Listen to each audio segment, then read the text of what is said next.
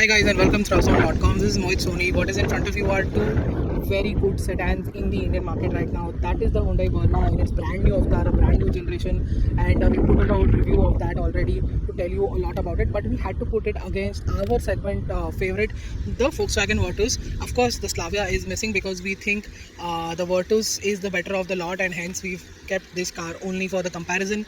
And let's begin with the design and everything else that we can tell you about these cars in comparison, because we've driven them over the week to tell you exactly how these cars perform and what are they on the inside and outside. As always, let's begin with the design. Well, let's start with the Virtus, because one of the reasons why it's our favorite and is won our Zone awards as well on our website is because the way it looks is one of those aspects, and it is a very good looker. It has those subtle hints from the Volkswagen Jetta and a bit of Passat, and it has that core Volkswagen sedan DNA which is followed internationally, which is seen on these made in India Volkswagen Virtus as well. We really love the classy and the chrome laden exterior of the car. It looks really nice, it looks really mean. At the same time, it's got a great silhouette as well at the side. Of course, it's a bit raised, but then again the silhouette is pretty much very good to your eyes. You've got these black alloy wheels with the red color that is on offer. It's contrasting really well. At the back you can see these arrow tail lamps look really nice, and you've got a spoiler here on the GT version, and again a subtle use of chrome and black at the same time, even in the tail lamps as well, makes it look really nice. You've got a black sunroof, got a roof, black roofed, and a sunroof as well. So a very handsome looking car, a timeless design. It's really going to age well, because mostly because of the front end has been chiseled really well to our eyes. And this is of course something that has been talked about a lot because of its design, because as you can see in real life right now, it does look really nice and really futuristic. And with that large LED DRL that is grabbing a lot of attention on the road, people are really curious to see and understand whether this is Hyundai or not, or is it something else altogether. So Hyundai's gone way ahead when it comes to dramatically designing their cars. They've taken a bigger step forward than ever before, and that is where the new Verna comes in. And the side profile of course also is something that is very radical and very unique. You've got black alloy wheels as well with red calipers, just like the Virtus, and it is this C-pillar design here that makes it look very different and very unique, unseen before. And coming at the back, even more radical than before, you've got this large LED light which is running all over the boot. You've got these very detailed LED lamps here, and the rear is very captivating, almost looks like a notchback, so that is really impressive. It's a very unique design. Overall, it comes together as a car that is very futuristic. At the same time, it has cues from the past as well. We've seen certain sedans from certain manufacturers using these elements, and we are now seeing these elements on the brand new Verna as well. What do you think of these two designs? Let us know in the comment section below. We will love to hear about that from you guys. And if you haven't hit the subscribe button, please do that as well. Let's now jump into the interior of both these cars. So let's talk about the Virtus's interior first, and we've shown you that from the first drive, and we showed you when we road tested the 1 liter version as well. But this is the first time that is the Virtus GT 1.5 has come to us for a test, and this interior here looks really nice to my eyes. I really love the way they have crafted the dashboard, and the way the screen has been integrated, the way you get this digital instrument cluster, a very nice steering wheel, contrast stitching, ventilated seats. Of course they are not powered, and what you also get here is a fantastic infotainment system with wireless Apple CarPlay and Android Auto, and you've got climate control. And it's really hot right now in Bombay, and I can pretty much assure you that the AC is working really well now. Previously in our test cars, the AC also did not work, but here it works really well. Even with 22 degrees set and the outer temperature is almost 38 degrees, it's cooling the car really well. And again, like I said, I love the dashboard design of the Virtus. You've got good practicality with a humongous cooled glove box here. You've got very large door pads, ventilated seats are here, push start stop button is here, cruise control is on offer, and you've got these automatic lights and wipers, and very nice looking IRVM. You've got these white lights here. A small sunroof is on offer with the car, and yeah, the quality, well, it is good but could have been better. The finish also is good but could have been better. But what is really impressive with the Virtus is this back seat very spacious, lot of knee room, lot of leg room, AC vents on offer, excellent thigh support, just about okay headroom though, and you can actually get 3 people here very easily. Armrest is here with cup and can holders. You've got these pockets to store some nifty stuff, and yet again the cabin here looks really nice and airy and big, and it is a really comfortable place to spend some time in. Even more so when you talk about space, this is the humongous boot that is on offer with the Virtus, and it is really accommodating, above 500 liters, and very usable space on offer makes it really practical. Let's get inside the Verna's cabin, and let me quickly tell you that this is the 1.5 turbo variant, top of the line variant, and as you can see, it's got an all black interior going for it, along with the red stitching and the red accents that you see over here. The seats are partially powered, so except for the height, everything else is powered. Adjustability is on offer, and of course you get ventilated seats as well, you get heated seats as well, and you've got a wireless charger here, and as you can see, those are the buttons for the ventilated seats. A screen that looks really nice, lot of features on offer. Here you don't get wireless Apple CarPlay and Auto like the Virtus, but you get an electronic parking brake and auto hold, and this cup can holder. The space here is also really nice. The glove box is definitely smaller than the Virtus, and it's also got a cooling feature as well, just like the Virtus. You've got those connectivity features here as well. You've got a similar size sunroof on offer. You've got height adjustability belts here as well.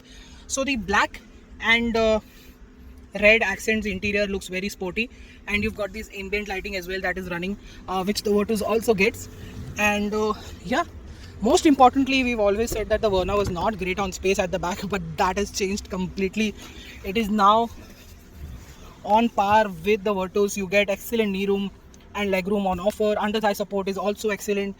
Headroom is slightly better than the Virtus, and you've got these AC vents and charging points, along with a small pocket here and here, back of the seat as well. You've got this Bose sound system along with these door pads, which are just about okay, but the Virtus has a slightly bigger one.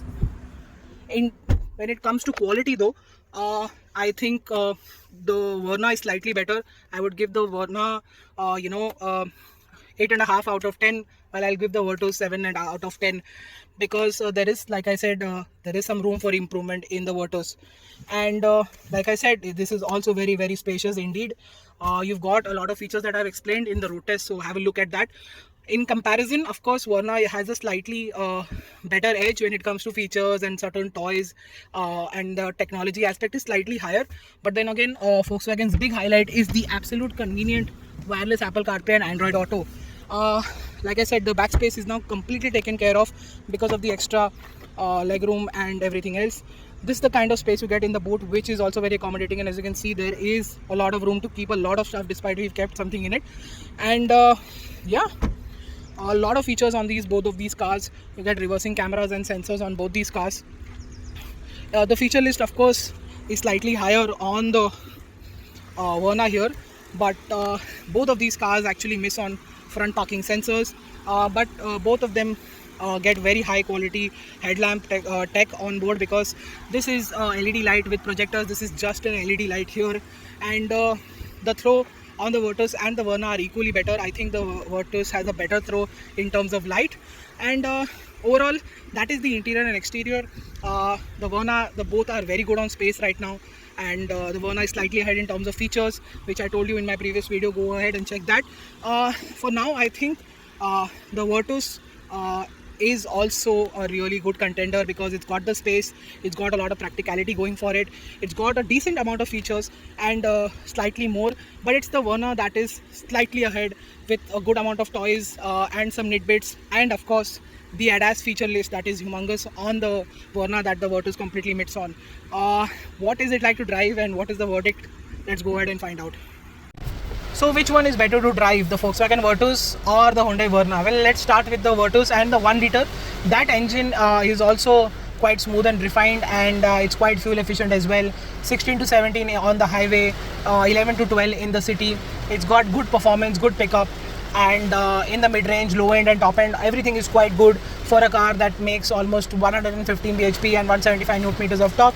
And The handling on the Virtus, of course, is downright brilliant. It rides flat, ride quality is excellent, ground clearance, extra ground clearance helps you go over bad things without any effort or issues. So that makes your lives even more easier. And the brakes are good. The suspension is, of course, quite good, raised, and that helps you with ground clearance. It still isn't an SUV, it's a sedan with more ground clearance, so that the center of gravity is still very low. It's really fun to drive.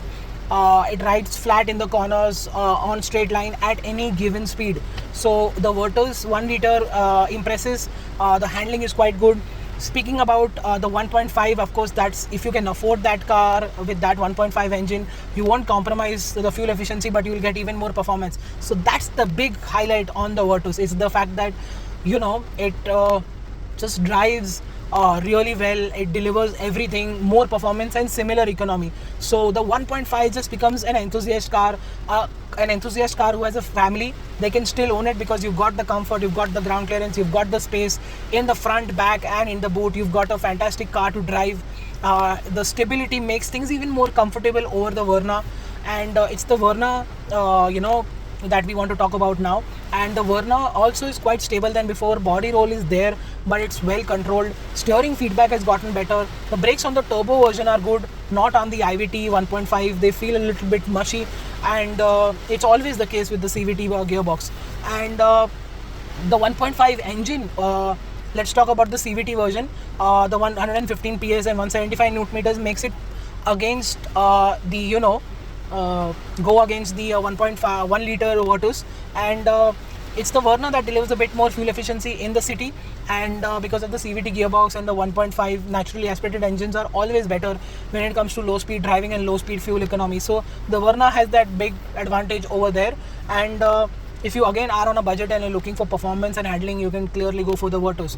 But if you're looking for a little bit extra mileage, a little bit, and your budget is slightly on the lower side, you can get the 1.5 IVT and enjoy the extra comfort, quality, features and ADAS that you get with that car. The 1.5 turbo Verna is a bit of a sipper, it's a bit of a drinker. The fuel efficiency isn't that great. You have to drive in economy mode to get good numbers out of it. On the highway, we could see 15.5, 16. In the city, it was around 9 to 10 kilometers to the liter. It went up to 11, and that was about 8. So we're, thinking that the 1.5 turbo is a drinker, and you should only buy that car if you're traveling with full load, you do highway runs a lot. The overtaking in that is very impressive and effortless, even with the full load up. And that's the reason why you should get the 1.5 turbo, because the handling on the Verna is quite good. The stability is quite good, the steering is quite good, but it still isn't that great as the Virtus. It doesn't drive flat like the Virtus, and it's a typical Volkswagen versus Hyundai comparison. But the Hyundai Verna has reached to a limit where the performance and handling is very close to the Virtus, and that's the reason why we're doing this comparison, is because when we drove both these cars separately and then back to back for this comparison, we realized that there is a lot where the Verna has caught up over time. It has gotten very serious with its ride and handling, and there could be an N-line version in the future which could make things even better. But for now, the Virtus is the car for you who is looking for an enthusiast family car. He should enjoy the drive car as well. Everybody should enjoy the space, comfort and practicality. And if you want that, you should get the 1.5 Virtus, and you will be sorted. If you cannot get the 1.5, you will be fine with the 1 liter as well. But I suggest that in that aspect, you should consider the 1.5 Verna once. If you are into more fuel efficiency, slightly better pricing, lower pricing, the Verna will help you save more money. On the turbo aspect also, you're saving a lot of money right now when compared to the Volkswagen. The pricing on the Verna is 1.5 lakh rupees cheaper than the Virtus, and it offers slightly more features and ADAS. So that makes the Verna quite a lot of value for money. But then again, it isn't as fun to drive as the Virtus in both these variants. And if you're looking for fun to drive, if you don't really want ADAS and you're not a features guy, if you want more performance and handling, you should get the Virtus. If you're looking for slightly more features, slightly better quality, ADAS features, and a comfort oriented car with very good dynamics, if not excellent, you should consider the Verna. There's no real winner in this comparison. The Hyundai Verna has taken the game ahead by a long margin, and the Virtus also holds on to really well. It's one of those new Volkswagen products that's holding on really well, and that's what makes it a very strong contender. You can't go wrong with either of these cars, but these very strong aspects that differentiate them will help you determine what car you want. Still, if you have some questions, put them in the comment section below. We'll answer them. Follow us on our website and social media, or to message us there, or and be updated on daily basis on these cars, because the Virtus 1.5 manual is coming, and the Verna N line is coming. So stay updated on that aspect if you want to hold on to your purchase. And thank you so much for watching this video. Make sure you like it and share it. Thank you so much for watching this video. Goodbye.